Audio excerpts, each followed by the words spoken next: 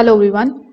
If you want to connect your phone to your Xumo Stream Box to cast the content or control the device, this video is going to show you the exact steps.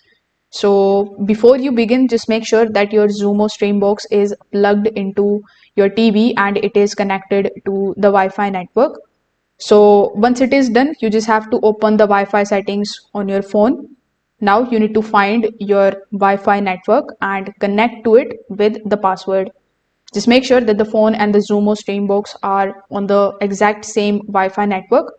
If they are not, they won't communicate. So you need to consider this thing in mind. Now, if you haven't installed the official Xumo application on your phone, you need to download it from the Google Play Store or App Store. When you open the Xumo TV application, you just have to sign in. You can also use the applications that support casting to streaming devices.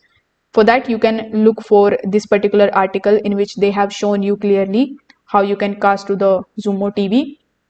So inside either the Xumo application or in the casting application, simply look for the option of the cast icon or the device list.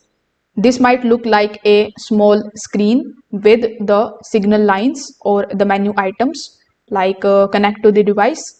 Simply just tap on it and your phone is going to search for the compatible devices on your Wi-Fi.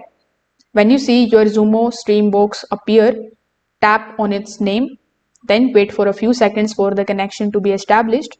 If a prompt appears on your TV, simply confirm it with your remote.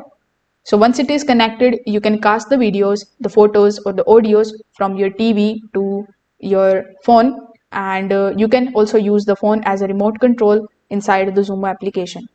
So if for any reason the casting fails, you can either go through this article for more information or you can restart your phone and the Xumo Stream Box and try again. If this video helped you out, make sure that you like this video and subscribe to the channel. Thanks for watching.